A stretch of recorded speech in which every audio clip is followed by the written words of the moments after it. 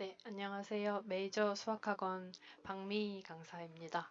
오늘 중등 수학 자기 주도 학습의 시작 설명에 시작하겠습니다.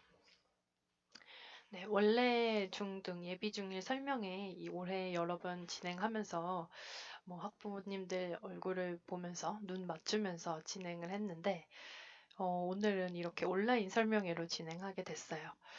코로나가 올해 초에 시작됐을 때만 해도 이렇게 시간이 길어질 거라고는 전혀 생각을 못 했는데 벌써 이렇게 만 1년 정도 동안 상당히 영향력이 커지고 있죠. 코로나가 저희 일상생활에 영향을 주는 것도 크지만 사실은 학력 격차에 상당한 영향을 주고 있어요.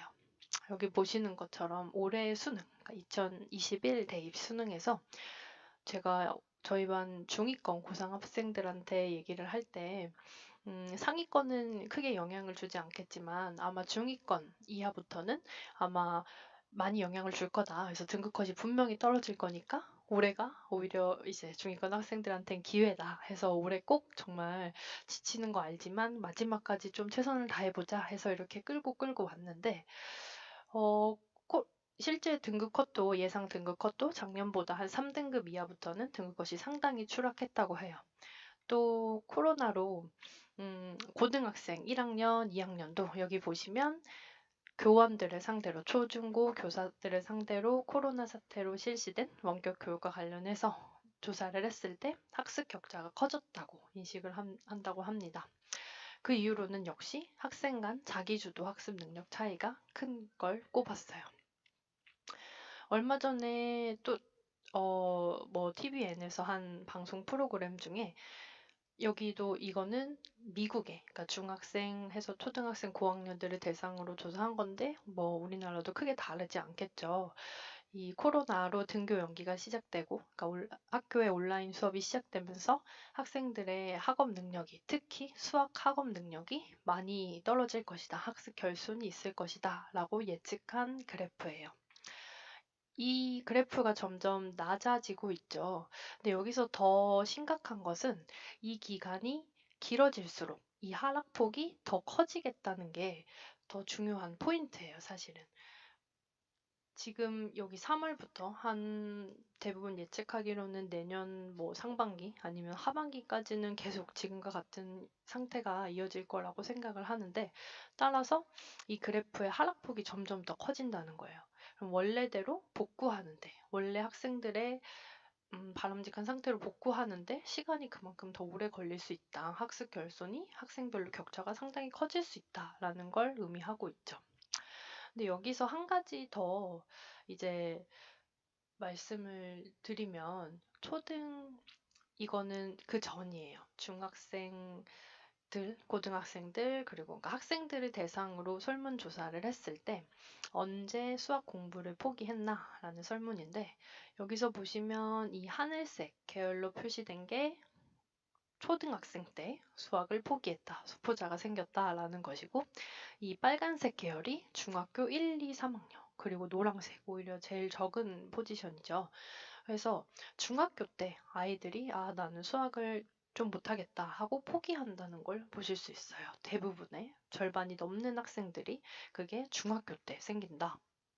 자, 그러면 우리 아이들한테 중학교 수학이 어떤 것이 다르길래 이렇게 많은 학생들이 어려워할까를 제가 이제 생각을 해봤어요. 학생들 입장에서.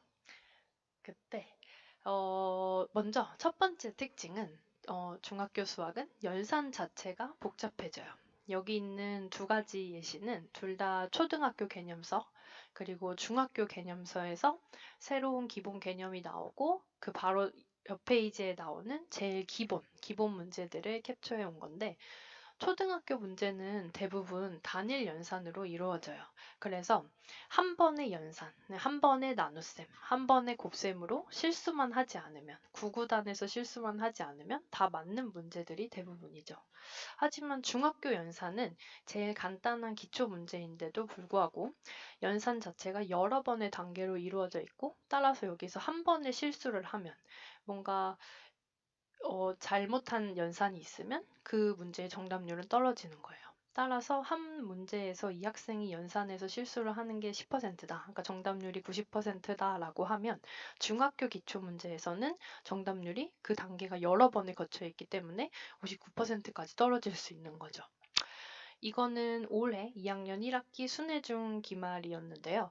올해 시험이 굉장히 쉬운 편이었죠. 예년에 비해서는 코로나로 인해서 시험도 한 학기에 한 번만 보고 시험 난이도도 쉬운 편이었는데 그래도 이 정도 난이도는 나온다는 거예요. 중학교 수학에서는 굉장히 그 중에서도 쉬운 문제긴 한데 따라서 이 연산을 제대로 하는 습관이 되어 있지 않으면 내가 연산을 꼼꼼하게 이렇게 평소에 오답을 해서 관리하는 습관이 되어 있지 않으면 이 한 문제는 틀릴 수 있는 거죠. 자, 두 번째, 문제의 단계 자체가 심화되고 문장제 응용 문제가 증가합니다. 그 문제가 단순히 초등학교 때도 이제 학부모님들이 학생들이랑 같이 응용 문제 풀리면 초등학교에도 이런 응용 문제 있어요. 뭐 우유가 몇 리터 있는데 몇 명한테 나눠준다 이런 문제 아니면 응용 문장으로 되어 있는 응용 문제 학생들 초등학교 때도 풀었죠. 근데 그럼 중학교 때도 비슷한 거 아닌가라고 생각하실 수 있는데 제가 초등학생들, 그러니까 아직 초등학교 과정이 완료되지 않은 상태로 온 학생들하고 문제집을 풀면 생각보다 굉장히 잘 풀어요. 이 정도 조금 어려운 개념일 것 같은데 생각보다 다 응답률이 굉장히 높아서 학생한테 물어봤어요. 이거 어떻게 생각해서 이런 식을 세웠냐? 라고 물어봤는데 그 답이 이게 뭐 이렇게 해서 학생이 몇 명이고 우유가 이만큼이니까 이렇게 나눴어요가 아니고 그 답은 이게 분수의 나눗셈 단원이잖아요. 라는 게 답이에요. 그러니까 여기가 지금 분수의 나눗셈 단원이고 여기 숫자가 뭐 이 두 개가 있으니까 얘네를 그냥 한번 나눠봤다.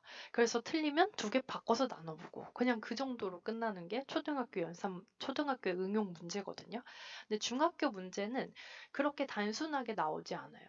일단 숫자 자체가 여러 개고 필요한 미수 자체가 여러 개라서 내가 필요한 정보가 어떤 앤지, 걔네들을 가지고 어떤 식을 세워야 하는지 스스로 생각해서 문제를 푸는 연습을 하지 않으면 여기는 풀기가 굉장히 어렵죠. 그래서 사실 중학교 수학을 할 때 제일 큰 난관이 되는 게 이 1차 방정식의 활용 파트예요. 여기서 이제 식을 자기가 스스로 세워야 하는데 그 부분을 못해서 뭐 어떤 학생 같은 경우에는 여기만 좀 오래 보고 한 문제 한 문제 이 문제는 이런 사고 과정을 거쳐서 이런 식이 나와야 하고 이 문제를 풀고 해서 하는 거를 되게 오랜 시간을 거쳐서 풀기도 하거든요. 그래서 중학교 수학은 이렇게 단순한 응용 문제가 아니기 때문에 정확한 이해를 해서 정확한 사고 과정을 거쳐서 정확한 식을 유도해야 한다는 게 달라요. 이거는 내정중, 2학년 1학기 내정중 기말 문제인데요.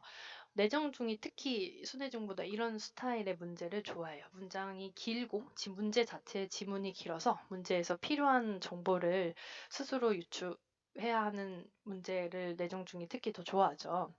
그래서 네. 그다음에 마지막 중학교 수학의 제일 큰 초등학교 수학과 변화는 진정한 의미의 시험이 나온다는 거예요.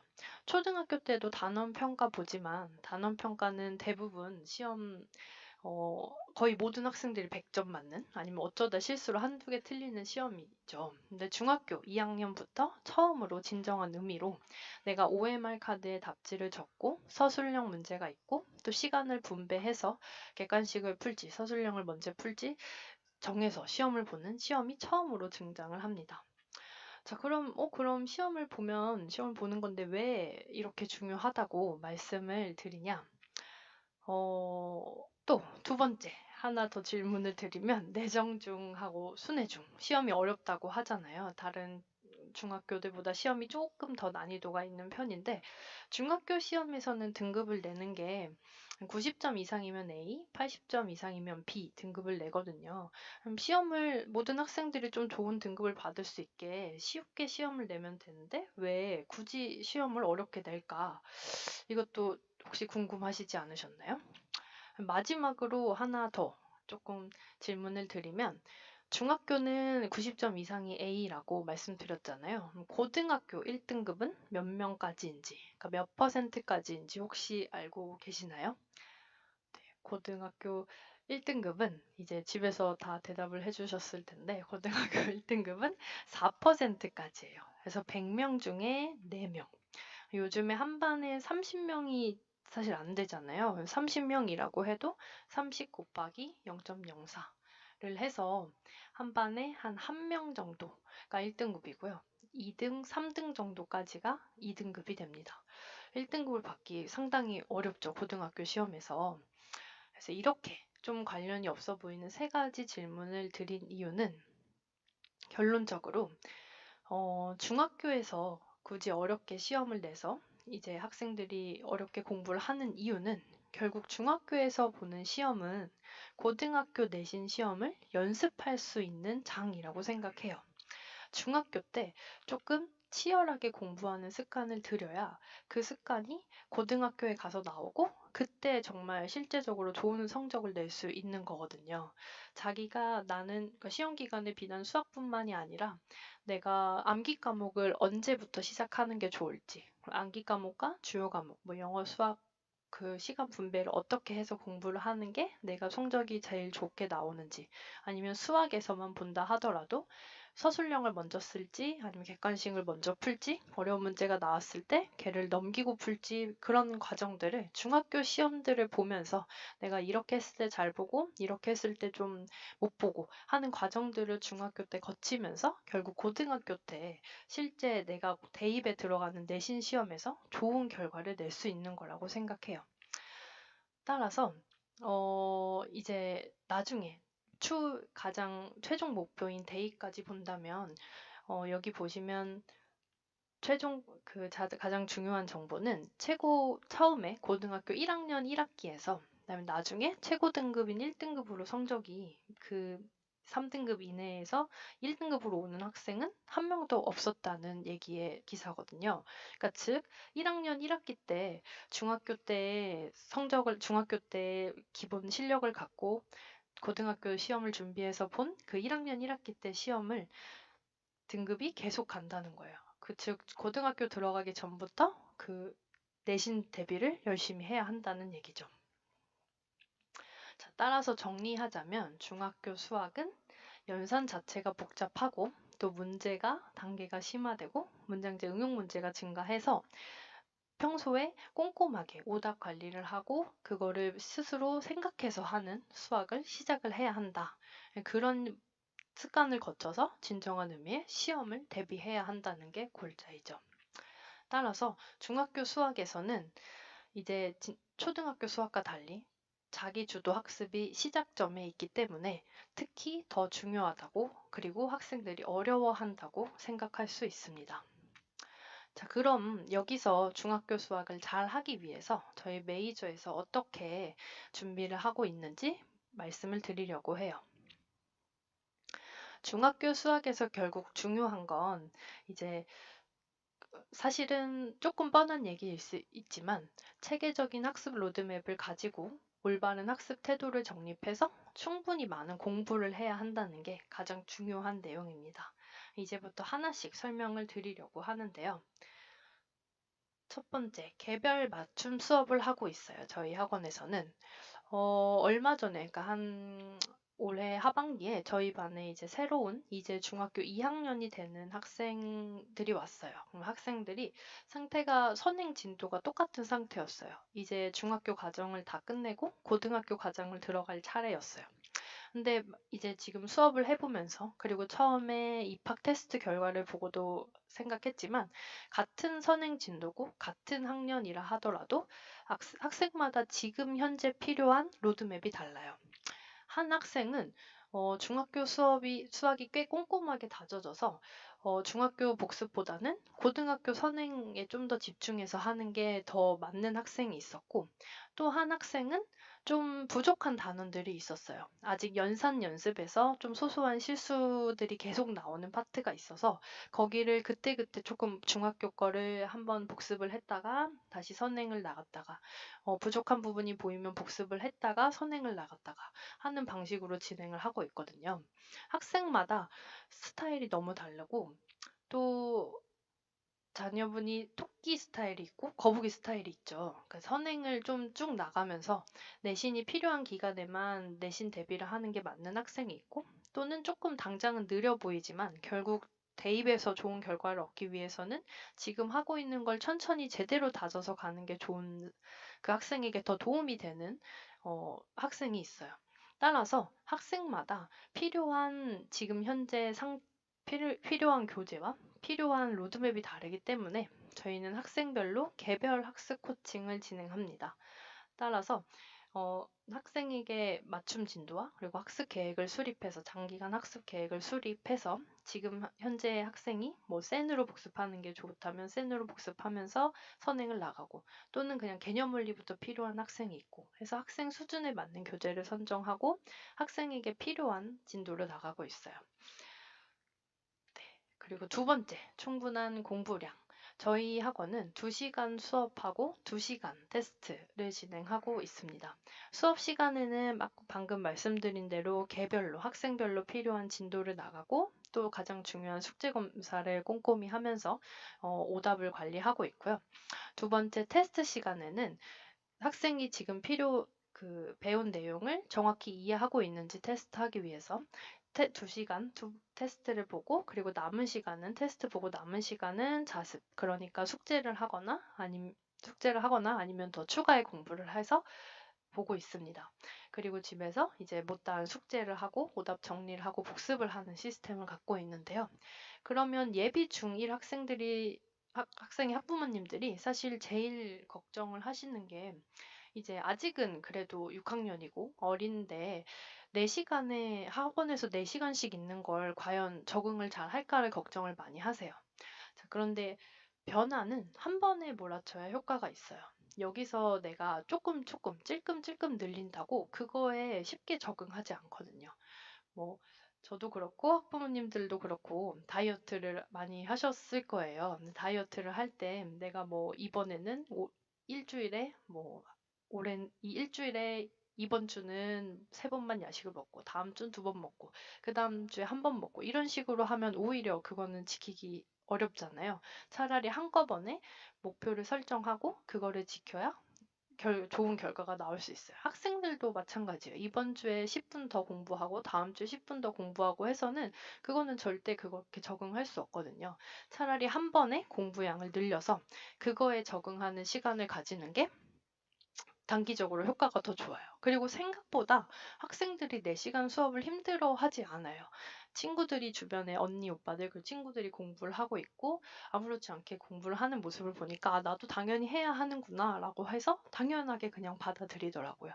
그래서 이렇게 변화를 한꺼번에 좀 공부량을 지금 이 시기에 많이 늘릴 필요가 있다라는 걸 말씀드리고 싶고, 테스트 시간에는 저희가 학생별로 메이저 테스트라고 해서 난이도가 다양하게 기초, 기본, 응용, 심화 테스트가 있는데요. 그래서 지금 그 학생에게 필요한 테스트 수준을 내줘서 그거의 오답률을 보고 아, 이 학생이 잘 이해하고 있구나, 혹은 아, 조금 더 필요하겠다를 판단해서 테스트를 하고 있어요. 또 좀 대단원별로 보는 그린 라벨 테스트, 혹은 지금 이제 중2, 중3 혹은 고등학생들은 내신 대비 기간에는 기출 문제와 또 저희 학원에서 같은 학년 친구들이 일제적으로 보는 주간 테스트 등을 보면서 시험에 대비하는, 아까 말씀드렸던 내신 시험에 대비하는, 직접 OMR 카드에 써보고 시간을 정해서 시험을 보는 연습을 계속하고 있습니다. 네. 그리고 시험을 보고 나서 틀린 문제는 이렇게 오답 페이퍼에 오답을 작성해서 선생님 또는 자습실 관리해 주시는 선생님이 그 관리를 해주셔서 학부모님들한테 보내드리고 있어요. 자, 마지막 가장 중요한 학습 태도 정립건입니다. 지금도 순회중 학생들이, 이제 순회중 2학년 학생들이 오늘 수학 시험 날이어서 어제도 늦게까지 공부를 했었는데, 학생들이 시험을 보고 이제 제가 전화를 하면 제일 먼저 대부분의 학생들이 하는 소리가 시험을 실수로 틀렸다는 말을 제일 많이 해요. 뭐 실수도 다양하죠. 자기 시험지를 잘못 봤다, 시험지 아니면 문제를 그림만 보고 뭐 글을 안 읽었다라는 것도 많이 하고, 아니면 자기 글씨를 못 알아봤다는 것도 정말 많이 해요. 내가 이걸 3이라고 썼는데 이거를 다시 밑에 줄에서 계산할 땐 2라고 봐서 계산을 틀렸다. 아니면 쉬운 계산, 뭐 그냥 7 곱하기 6인데 갑자기 막 이상한 걸로 계산했다라는 실수를 정말 많이 해요. 근데 사실은 이거는 보면 그런 건 실수가 아니에요. 실수를 했다고 학교에서 아 얘는 원래 이 문제는 풀 수 있는 앤데 이거 실수한 거니까 좀 한 1점만 깎아주자 이렇게 하지 않잖아요. 실수를 해서 틀린 것도 결국은 그냥 그 학생의 능력인 거고 거기서 좀 더 자세히 보면 그 학생이 한 실수는 평소에 공부를 할 때도 평소 수업 시간에 문제를 풀 때 숙제를 해서 문제를 풀 때 혹은 자습 시간에 테스트해서 문제를 풀 때 했던 실수들이 또 진짜 실제 시험 시간에 나오는 것들이 많거든요. 그래서 이런 것을 고치기 위해서 저희는 메이저 노트, 명확한 규칙을 가진 메이저 노트를 작성하고 있습니다. 메이저 노트는 여기 보시는 것처럼 풀이 과정을 노트에다가 저희는 전부 숙제 그리고 수업 시간 전부 작성하게 하고 있는데요. 지금 중학교 수학이 다른 점, 연산 자체가 복잡해서 실수를 많이 할 수 있고, 그리고 단계가 심화돼서 어렵다는 거에 해결책은 이 노트를 결국 얼마나 잘 쓰냐, 노트를 쓰는 습관을 지금 얼마나 잘 들이냐가 가장 중요해요.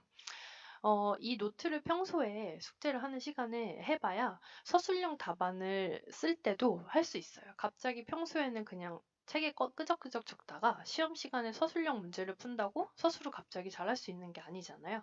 그래서 저희는 평소에 공부를 할 때 서술형 답안을 쓰듯이 공부를 하는 습관을 이렇게 들이도록 계속 지도하고 있고 이 과정이 특히 예비 중인 학생들은 제일 좀 시간이 오래 걸리기도 하고 힘들더라고요. 학생들이 책에 푸는 습관이 남아 있어서 이거를 노트에 쓰는 걸 습관을 다시 들이는데 계속 자기 원래 습관으로 돌아가려고 해서 이거를 제가 계속 지적해주고 같은 문제를 계속 여러 번 지적해줘야 이제 간신히 좀 노트에 쓰는 습관이 들어요.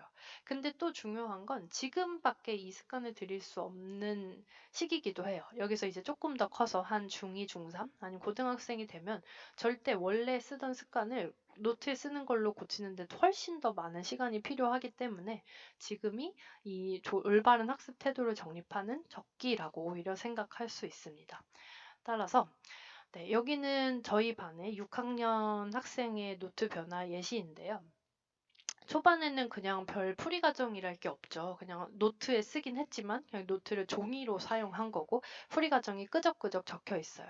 근데 이거를 적응 후에 이제 좀 올바르게 서술하는 과정을 거치고 있고 계속 잔소리를 해주고 계속 관리를 해줘서 이렇게 변한 모습입니다. 네. 그래서 지금 이제 변화에, 그러니까 초등학교에서 중학교로 변화에 그 시작점에 있는 아이들이잖아요. 이 아이들이 조금 더 쉽게 중학교 수학에 적응할 수 있도록,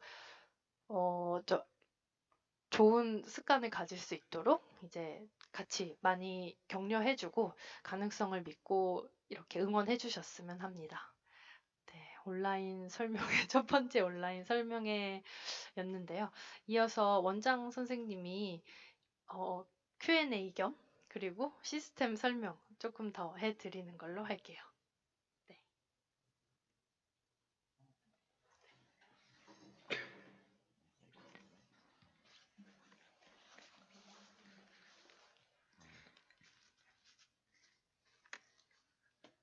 어떻게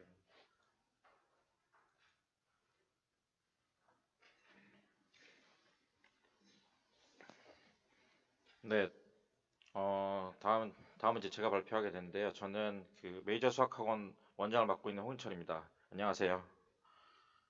네, 그 저희가 이제 항상 이제 겨울방학 설명회는 보통은 이제 그 재원생 학부모님들 다 모시고 저희가 이제 좀 음식도 대접하고 1년 동안에 저희가 이제 이렇게 가르쳐 왔고 앞으로 방학 때도 어떻게 할 것이다 뭐 이렇게 말씀드리면서 이제 각 반 담임 선생님들이랑 이제 간담회도 하고 그 여러 가지 그런 의미 있는 시간들을 항상 보내왔었어요, 예전부터.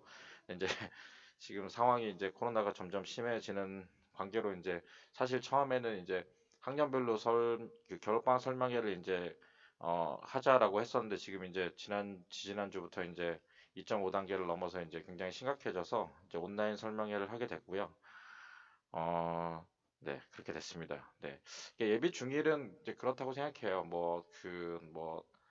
앞에 이제 첫째 아이가 있고 이제 예비 중일을 뭐 둘째나 셋째 아이가 맞이하시는 학부모님들은 뭐 잘 아실 수도 있지만 이때 이제 처음 시작할 때가 참 중요하긴 하거든요. 그러니까 여러 가지가 이제 초등학교랑 달라지는, 그러니까 사실 수학으로 보면 사실 2-2 뭐 1-1 이제 그럴 때 그 어떻게 보면 처음 단원 자체가 부드럽게 하는 게 아니라 아이들이 허들이 느껴지는 단원들이 있어요. 그러니까 예를 들어서 1-1에 뭐 1차 방정식의 문자와 식, 뭐 식을 세운다던가, 뭐 2-2의 도형의 닮음이라던가, 아니면 그 경우의 수나 확률 같은 게 굉장히 애들이 어렵거든요. 그래서 그런 것들을 맞이함에 있어서 이제 애들이 그런 어려움을 겪었을 때 어떻게 넘어가게 해주느냐, 이런 것이 이제 관건인데, 그래서 이제 그런 그 허들을 만났을 때 저희가 이제 도와주는 방법은, 그런 어려운 거를 만났을 때 그것들을 선생님이 도와주고 다시 본인들이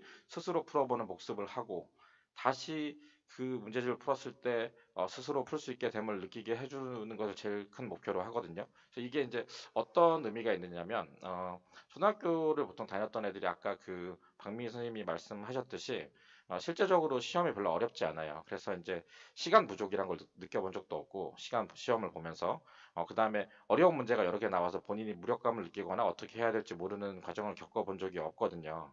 근데 이제 뭐 아시는 분도 있겠지만, 일단은 내정중이랑 순회중 같은 경우는 문제가 어려워요. 그러니까 어, 특히 내정중, 지금 중2 내정중이 얼마 전에 시험을 봤거든요. 오늘 지금 순회중이 시험을 보고 있죠.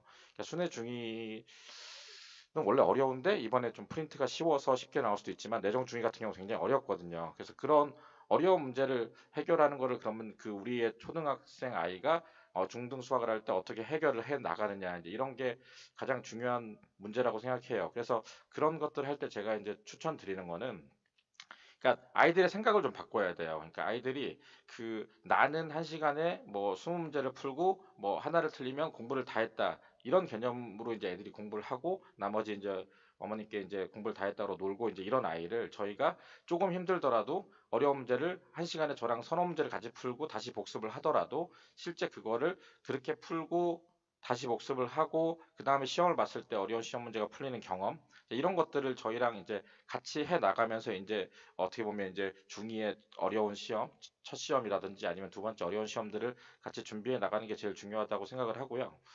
어, 그런 면에서 그러니까 거의 덧붙여서 이제 아까 말씀하신 박미 쌤이 말씀하신 뭐 노트를 작성하는 거나 뭐 오답을 하는 거는 이제 기본적인 습관이죠. 이제 그런 것들을 저희가 길러주려고 노력을 많이 하고 있다. 그 중에서도 아까 어려운 걸 푸는 거, 그 다음에 시간 안에 시험 보는 거, 제가 이제 가장 강조하는 게 두 가지인데요. 그러니까 중등 시험까지도 어떻게 보면 잘하는 아이들이 시간이 부족하지 않을 수 있지만, 사실은 고등학생 시험은 시간 부족해서 다 못 푸는 경우가 굉장히 많거든요. 그 시간 부족해서 시험을 다 잘 치르지 못하는 경우는, 아이가 이제 연산이나 아니면 그런 뭐라 그러냐, 복습이나 이렇게 문제 푸는 양이 작아서 시간이 느린 것도 있지만, 평소에 시간 안에 끌어서 보는 시험 보는 습관을 이제 들이지 않아서 그런 거거든요. 그래서 좀 아이가 연산이 느리더라도 실제 시험 시간에 맞춰서 계속 시험을 보면서, 네가 문제를 풀 때 어떻게 이 안에 해결하기 위해서 어려운 문제는 어떻게 하고, 시간이 오래 걸리는 문제는 어떻게 하고, 이제 이런 것들을 계속 그 중학교로 가면서 중등 시험부터 굉장히 연습을 많이 해야 그런 게 되지 않을까라고 생각해서, 저희 학원에서는 사실 이제 예비 중일부터 조금 힘들겠지만 어려운 문제도 풀리고, 그 다음에 시간에 맞춰서 시험을 보는 굉장히 많은 테스트 종류들이 있는데, 그것들을 계속 훈련을 시키는, 그걸 가장 중요하게 일단 제가 여기고 시킨다는 점을 말씀드리고 싶고요. 네, 좀 말이 길어졌는데,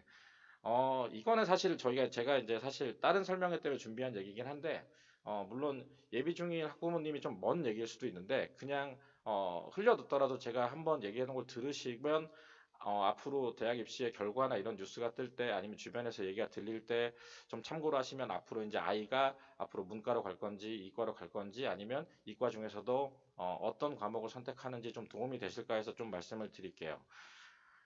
일단 교과 과정이 바뀐 첫 해 대학 입시였어요. 그러니까 올해 대학 교과 과정이 바뀌어가지고 처음 입시를 받고 내년에 또 바뀌죠. 내년에 이제 문이과 공통으로 이제 수원 수투를 보고 각자 이제 기하, 확통, 미적분을 이제 선택하는 시대가 됐는데 뭐 디테일한 걸 기억하시는 것보다 일단 첫 번째는 다들 이번에 코로나 때문에 시험이 쉽게 나올 거라 그랬는데 뭐 저는 어렵게 나올 거라 그랬는데 약간 어렵게 나왔어요. 뭐 그건 제가 뭐 잘나서 예측을 한 건 아니고 제가 지난 그 수학이 그러니까 대학 수학능력 시험이 이제 94년도부터 처음 치러졌고 예전에 이제 학력고사 93학번이 이제 마지막 시험 치를 때부터 예전부터 입시를 많이 보면 대한민국 역사상 교과 과정이 바뀌었을 때 시험이 쉬웠던 적이 없었어요. 그래서 이제 제가 그거를 계속 강조해서 말씀을 드렸는데 뭐 결과적으로는 좀 어렵게 나왔지만 중요한 건 그게 아니고 이게 이제 지난 그 몇 년 동안 학생부 종합 전형으로 인해서 애들이 고3 애들이 수시 지원을 하고 하는 그런 고3에 굉장히 할 일이 많은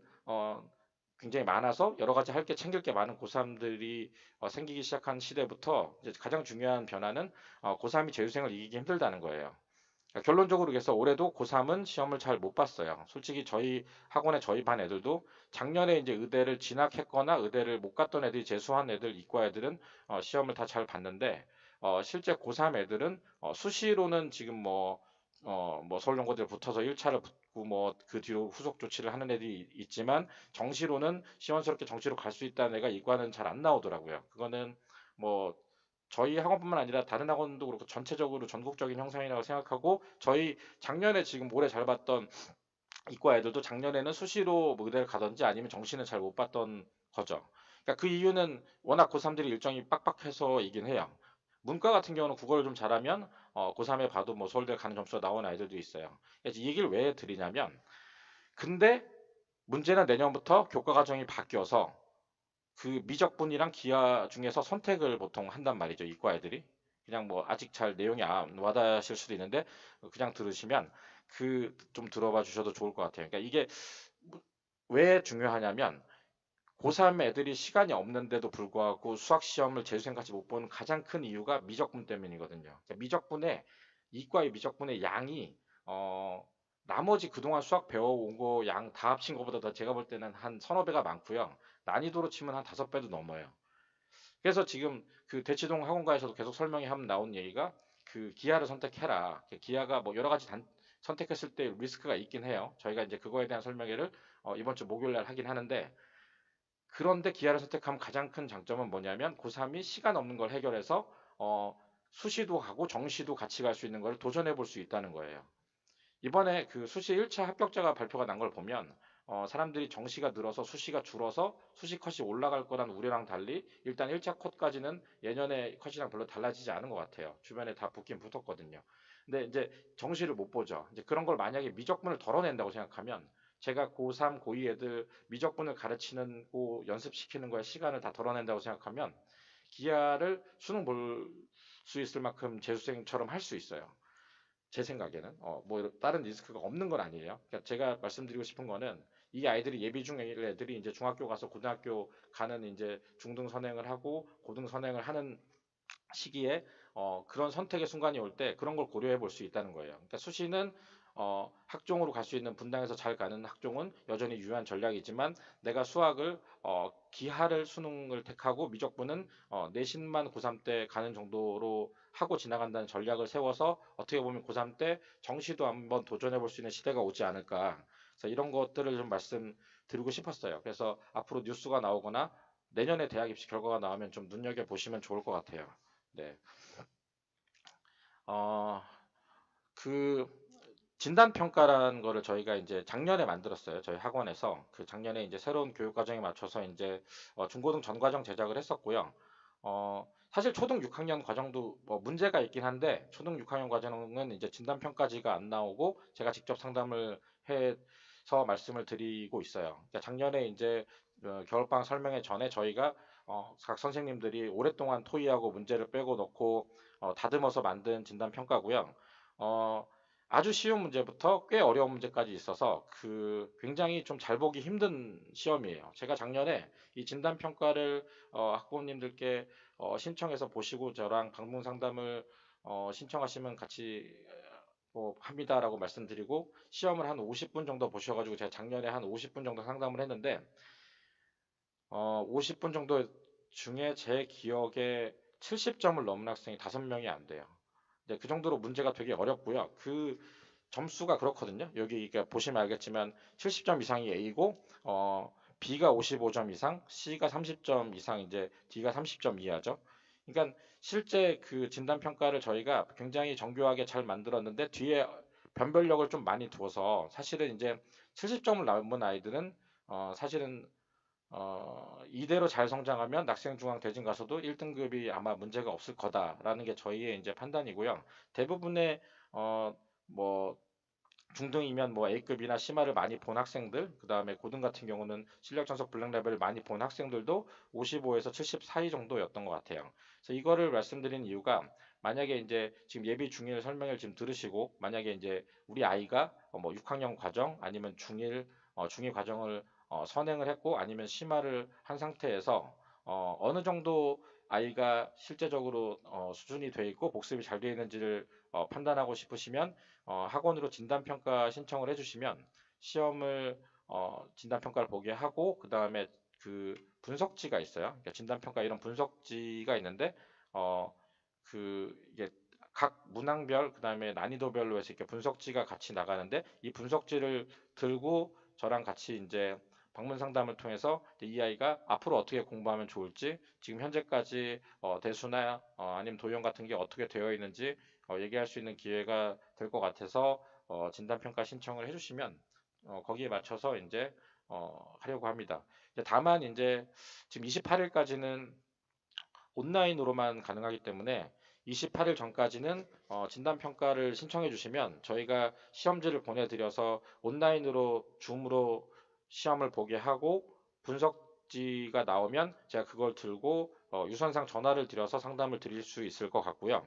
28일 이후, 그러니까 29일부터는 아마 만약에 코로나가 더 확산되지 않는다면 아마 등원을 할 수 있을 건데 그렇게 되면 학원에 오셔서 진단평가를 보고 그 뒤로는 이제 저랑 방문 상담을 하시던가 아니면 전화로 상담을 하면 뭐 이런 진단평가 상담뿐만 아니라 뭐 그런 학습에 대한 거, 그다음에 고등학교를 어떤 고등학교를 갈 것인지 이런 상담도 제가 아는 한에서 최선을 다해서 해드리니까 네, 많은 신청을 해주시면 좋을 것 같아요.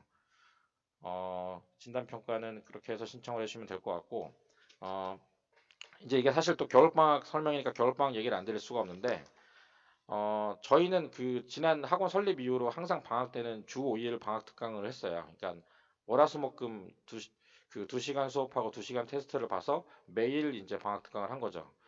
어, 이게 정말로 그 별거 아닌 주 5일인 것 같지만 굉장히 파워풀해요. 그러니까 이때 모든 그 수학적인 발전이랑 아이의 성장이 이루어지신다고 보시면 돼요.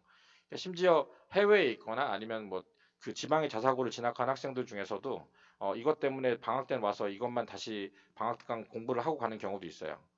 어, 이게 매일 와서 본인이 그 저희가 이제 방학 전에 그 로드맵이라고 그래서 방학 동안에 할 계획들을 이렇게 세우거든요. 이렇게 세워서 단원별로 각 과정별로 세워서 어디까지 했는지 성취도를 보는데 이거를 같이 아이랑 세워서 공부를 하면 매일 와서 하면 그게 별거 아닌 것처럼 보여도 매일 한 단어씩 이렇게 계속 하고 복습하고 시험 보는 걸 하면 아이의 그 선행 진도라든가 그 굉장히 그 심화 복습이라든가 아니면 시험 보는 습관이 굉장히 잘 잡힐 수 있어요. 이거랑 더불어서 저희가 이제 겨울방학 때는 그 9 to 6라고 해서 아침 9시부터 6시까지 저희가 이제 같이 공부하는 걸 관리하는 프로그램을 해서 저희 그 대형 자습실 말고 아카데미라고 이제 그 좀 널찍한 책상이랑 공부하기 좋은 환경 애들을 선발해서 하루 종일 그 좌석 하나를 부여해서 공부를 시키는데 어 이제 그 여기 보시면 이제 이런 일일 계획서를 세워서 아이가 이제 공부를 하고 이제 검사를 받거든요. 이렇게 되면 6시까지 공부를 하고 집에 가서는 아이가 좀 놀 수 있고 뭐 주말에는 좀 농땡이를 필 수 있지만 9시부터 6시까지는 꽤 정말로 많은 양의 공부를 한다고 보시면 돼요. 마치 이제 직장인처럼 아침 9시에서 6시까지 주중에는 공부를 좀 다른 과목도 공부를 하는 것도 저희가 허용을 해주거든요. 그러니까 수학 숙제가 끝난 다음에 그래서 수학이랑 뭐 영어랑 국어 같은 경우를 본인이 계획 세운 데 따라서 주중에 굉장히 공부를 열심히 하고 주말에는 이제 뭐 물론 쉬지 않고 과학학원이나 다른 데를 가는 경우도 있지만 보통 그래서 저희가 이제 금요일에는 보통 주중에 열심히 하는 학생들한테는 숙제를 안 내주거든요. 그래서 주말에는 수학은 좀 쉬고 이렇게 해서 그 두 달을 보내면 정말 그동안 그러니까 어떻게 보면 남들보다 진도가 좀 느렸다거나 아니면 복습이 많이 필요한 학생들이 실제 그 많은 성취를 이룰 수 있을 거라고 생각합니다. 어, 네. 그리고 방학 때는 이제 저희가 이제 강의 특강이 있는데 여기는 이제 학년이 안 맞을 수 있어서 제가 다 설명을 드리긴 좀 그렇고 일단 예비 중위 특강을 그 아까 발표하셨던 박미희 선생님께서 어, 목요일마다 이제 오후 6시에서 8시에 그 강의식 특강을 한다를 말씀드리고 싶고요. 나머지는 과정별, 그다음에 학년별 특강 뭐 기본 특강과 실력 정석을 하는 뭐 심화 특강까지 다 개설이 되어 있으니까 뭐 그 참고를 하시면 좋을 것 같습니다. 어, 그러니까 시험을 중시해서 저희가 이제 요런 그 모의 평가를 많이 봐요. 제가 항상 그 시험 보는 거를 기획해서 많이 하는데 어, 이 온라인이라고 써 있죠. 그러니까 저희가 사실 이걸 온라인으로 할지 그냥 할지 고심을 되게 하다가 처음에는 그냥 모의 평가, 그러니까 학교 시험 대비로 아이들을 집합해서 같이 시험 보는 거를 해서 그 시험장 분위기를 아이들이 느끼고 실제 시간 안에서 푸는 연습을 좀 이제 시키려고 했었는데 매번 이제 시험 때마다 하는 일인데 안타깝게도 이제 코로나 때문에 이제 이것도 온라인으로 저희가 시험을 보고 해설 강의까지 진행을 했었고 밑에 이제 예비고월 모의평가 같은 경우는 이제 그것도 상황 봐서 아마 온라인으로 지금 1회차를 그저께 한 걸로 아는데 계속 이제 온라인으로 하게 될 것 같고요. 어, 예비 중1이라고 감안하고 제가 말씀드리면 일단은 시험이 없으니까 굉장히 이제 수학 습관을 잡고 아이들이 이제 선행학습을 하고 본인이 복습하는 걸 굉장히 많이 할 수 있는 시간이 되지만 어, 만약에 이제 그 아이가 내년에 예비 중2가 되는 이 시기가 오면 사실 이제 중등의 첫 시험 준비를 좀 해야 되니까 그때는 저희가 이제 아이들 그 예비 중2만을 위해서 따로 이제 뒤에 좀 넘겨서 막 보여드리면 어, 이런 것들을 하거든요. 요 오른쪽에 이제 그 예비 중2의 도전백이라는 책을 만들어서 한 12월부터 실제 그 첫 시험인 아이들이 시험에 적응할 수 있도록 저희가 이제 기출문제로 연습을 좀 많이 시키니까 제가 말씀드리고 싶은 거는 뭐 저희 학원에서 뭐 하셔도 되고 다른 곳에서 하시더라도 그 중2 첫 시험 보시기 전에는 뭐 수학뿐만 아니라 다른 과목도 좀 실제 기출 시험을 보게 해서 본인이 어느 정도 위치에 있는지를 알아야 그 뒤로 복습과 심화가 아니면 다시 재시험을 보든 그런 일들이 일어나게 되니까 그런 것들을 좀 많이 챙기시면 좋을 거라는 생각이 듭니다. 네. 어,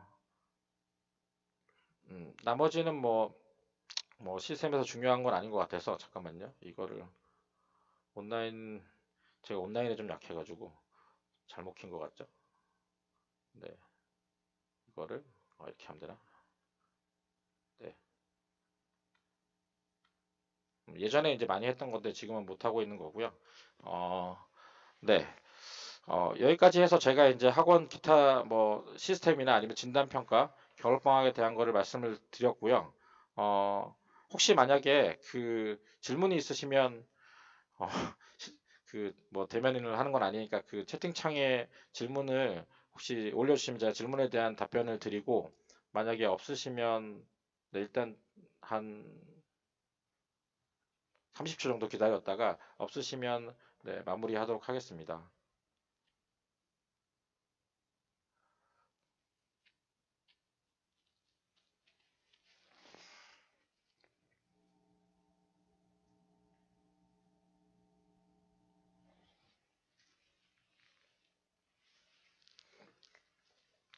네, 뭐 따로 질문을 참 올리시기 쉽지 않으실 것 같아서 네, 그 아까 말씀드렸듯이 이제 혹시 이제 예비 중1 학부모시긴 하지만 이제 저희가 내일부터 계속 설명회가 온라인으로 있긴 하거든요. 그러니까 중등 과정에 내일 같은 경우는 이제 심화랑 선행을 어떻게 해야 될 것인지에 대한 설명회가 내일 있고 내일 모레는 이제 이런 코로나 시대 겨울방학을 어떻게 어, 보내야지 이런 위기를 기회로 만들 수 있는 거에 대해서 이제 또 저희가 설명회를 하고 목요일 같은 경우에는 아까 처음에 제가 말씀드렸던 그런 지금 이제 새로 바뀐 그 교과 과정에서 기하나 미적분을 어떻게 선택할 것인가에 대한 설명회를 하니까 그중에 혹시 관심 있으신 설명회가 있으면 학원으로 신청을 해주시면 저희가 설명회 할 때마다 링크를 보내드려서 보실 수 있게 해드리겠습니다. 이게 사실은 예전같이 그냥 오시면 되는 게 아니고 저희가 신청을 해주셔야 링크를 보내드릴 수 있어서 혹시 만약에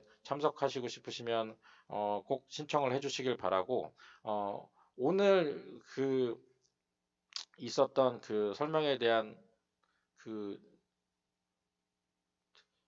이 자료 특강 자료 올려도 되겠죠? 네. 그러니까 제가 말로 쑥 지나갔던 특강이나 이런 기타 학원의 시스템에 대한 자료는 밴드에 같이 다시 올려드릴 테니까 거기를 참고하시면 좋을 것 같습니다. 네, 네. 오전부터 설명회 보시느라 정말 고생 많으셨고 감사합니다. 네, 여기까지 하겠습니다. 네, 감사합니다.